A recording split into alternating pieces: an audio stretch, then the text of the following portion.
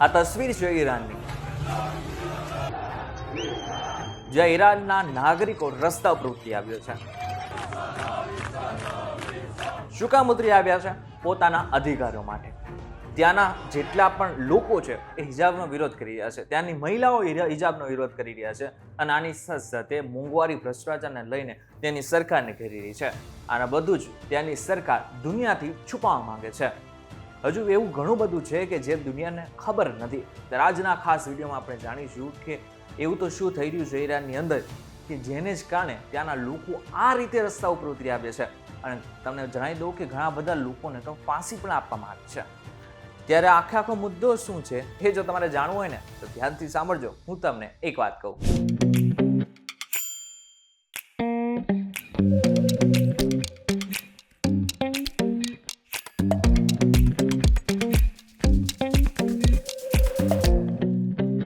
એક વાર તમને આપનું સ્વાગત છે. હું છું આપનો દોસ્ત કરણ ચરોતરા. આ બધાની શરૂઆત થઈ છે સપ્ટેમ્બર 2022માં, જ્યાં મહસા અમીની નામની 22 વર્ષની યુવતીની ધરપકડ કરી નાખવામાં આવે છે. આ ધરપકડ મોરાલિટી પોલીસ, જેને સામાન્ય ભાષામાં, સ્થાનિક ભાષામાં ગાસ્ત એરશાદ કહેવામાં આવે છે. હવે તમને જણાવી દઉં કે આજે મોરાલિટી પોલીસ છે એનું કામ શું છે. એમનું કામ છે રસ્તા ઉપર જાહેરમાં જો કોઈ સ્ત્રી હિજાબ વગરની દેખાય અથવા તો એમનો જે ડ્રેસ કોડ છે એ બરાબર ન પહેરેલો હોય તો એવી બધી જ સ્ત્રીઓને પકડવાનું કામ આ પોલીસનું હોય છે.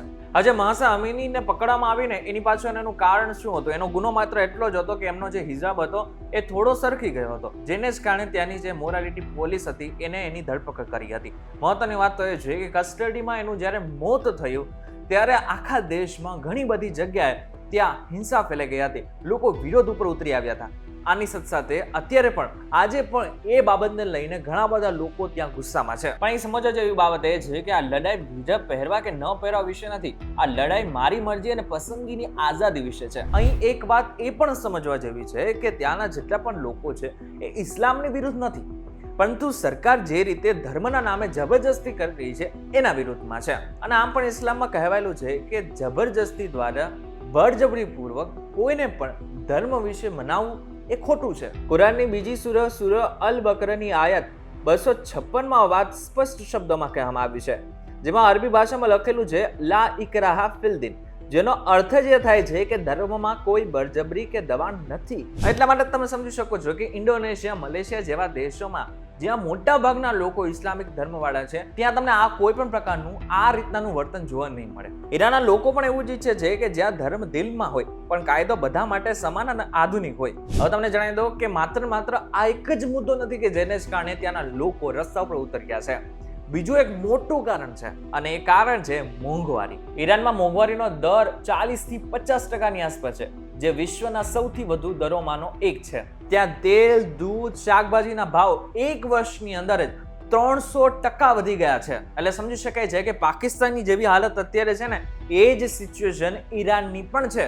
ઈરાનની કરન્સી રિયાલ એટલી નબળી પડી ગઈ છે કે $1 ખરીદવા માટે 5 લાખથી વધુ રિયાલ આપવા પડે છે, જેમાંથી સામાન્ય માણસની બચત શૂન્ય થઈ ગઈ છે. આટલું જ નહીં, ત્યાંના મોટા ભાગના લોકો એટલે કે 95% કરતાં પણ વધારે લોકો ત્યાં નોન વેજીટેરિયન છે. પરંતુ માંસનો એક ટુકડો ખરીદવા માટે પણ અત્યારે ત્યાં એટલી બધી મોંઘવારી છે કે તે બધા જ લોકો અત્યારે માંસ નથી ખરીદી શકતા અને બધા જ લોકોને વેજીટેરિયન તરફ વળવું પડ્યું છે. પગારની સરખામણીએ ખર્ચ 5 થી 10 ગણો વધી જવાથી મધ્યમ વર્ગ પણ ગરીબી રેખા નીચે ધકેલાઈ ગયો છે. પણ એક મિનિટ, ઈરાન પાસે તો તેલનો કૂવો છે અને જે દેશમાં તેલ આટલી મોટા પ્રમાણમાં હોય એ દેશ કેવી રીતના ગરીબ થઈ શકે? તો એની પાછળનું જે કારણ છે ને એ સમજવું જેવું છે. એક તો પહેલી વાત, મોટા ભાગના કેટલાક એવા દેશો છે કે જ્યાં ઈરાનની વસ્તુ લેવામાં નથી આવતી, ત્યાં ઈરાન જ બેન છે. જેમ કે અમેરિકા, કેનેડા, ઓસ્ટ્રેલિયા એવા કેટલાક એવા દેશો છે કે જે મોટા છે અને ત્યાં ખરેખર ઈરાનની વસ્તુઓ બેન છે અને આની સાથે ઈરાન ઉપર બેન મૂકવામાં આવ્યું છે, જેને જ કારણે ત્યાં મોંઘવારી વધારે છે. બીજી વસ્તુ, એવું કહેવામાં આવી રહ્યું છે, એવા કેટલાક અહેવાલો પણ સામે આવ્યો છે કે ઈરાન પોતે જે તેલ વેચે છે એમાંથી મોટા ભાગના પૈસા યુદ્ધ પાછળ અથવા તો સરકાર પોતાની પાસે એટલે કે ભ્રષ્ટાચારમાં વાપરે છે. આ સાથે ઈરાનમાં 60 થી વધુ લોકો યુવાન છે. તેઓ ઇન્ટરનેટ જુએ છે, દુનિયાની પ્રગતિ જુએ છે અને તેમને 40-50 વર્ષ જૂના કડક નિયમોમાં જીવવું હવે નથી ગમતું. હવે આનાથી પણ એક વિશેષ વાત જે સમજવા જેવી છે, કોઈ વ્યક્તિ જો આનો વિરોધ કરે છે તો એની સાથે શું થાય છે ખબર છે? કાં તો એની ઉપર દેશદ્રોહનો ગુનો દાખલ કરવામાં આવે છે અને એને જેલના સળિયા પાછળ મોકલી દેવામાં આવે છે, અને આનાથી પણ વિશેષ વાત, જો વધુ ગુનો હોય તો એ વ્યક્તિને જાહેરમાં ફાંસી પણ આપી દેવામાં આવે છે, જેનાથી બીજા બાકીના જેટલા પણ લોકો છે જે વિરોધ કરવાના છે એ ડરી જાય અને ઘરમાં જ છુપાઈને રહે. જો કે ત્યાંની સરકારનું એવું કહેવું છે કે આ બધું જ અમેરિકા અને ઇઝરાયલ કરાવી રહ્યું છે. હવે બધું જ તમે સમજી રહ્યા છો તો ત્યાંની સરકારને પણ સમજવી પડશે, કારણ કે આપણી જેમ એટલે કે સામાન્ય દેશની જેમ એક સરકાર હોય, પ્રધાનમંત્રી હોય, રાષ્ટ્રપતિ હોય એવું ત્યાં છે જ નહીં. સૌથી પહેલા ત્યાં હોય છે સુપ્રીમ લીડર અને બીજા હોય છે પ્રેસિડેન્ટ. હવે જો સુપ્રીમ લીડરની વાત કરીએ ને તો ત્યાં છે આયતુલ્લા અલી ખામેની. એ ઈરાનમાં સૌથી શક્તિશાળી વ્યક્તિ, સર્વોચ્ચ નેતા છે. 2026માં પણ આયતુલ્લા અલી ખામેની આ પદ ઉપર છે. અને ઇન્ટરેસ્ટિંગ વાત એ છે કે આખા જીવનભર આ એક જ વ્યક્તિ હોય છે કે જે આ પદ ઉપર રહેતું હોય છે, એમને કોઈ હટાવી નથી શકતું. આની સાથે સાથે ન્યાયતંત્ર, વિદેશ નીતિ, આ બધું જ એની અંડરમાં કામ કરાતું હોય છે. અને બીજા હોય છે રાષ્ટ્રપતિ. ઈરાનમાં અત્યારે મસૂદ પેઝેશ્કિયન રાષ્ટ્રપતિ તરીકે છે. તેઓ 2024ની ચૂંટણીમાં ચૂંટાયા હતા. તેમને એક સુધારાવાદી નેતા માનવામાં આવે છે. તેમને એક સુધારાવાદી નેતા તરીકે તો જોવામાં આવે છે, પરંતુ તેઓએ કામ કરવું હોય તો પણ એમને સુપ્રીમ લીડરને પૂછીને કામ કરવું પડે છે. એટલા માટે થઈને ત્યાં પણ તેમનું કોઈ જ વસ્તુ નથી ચાલતી હોતી. અત્યારની જે સિચ્યુએશન ઊભી થઈ છે તે પ્રમાણે ના તો સરકાર ત્યાંની ઝૂકવા માંગે છે, ન તો ત્યાંના હવે લોકો છે એ ઝૂકવા માંગે છે.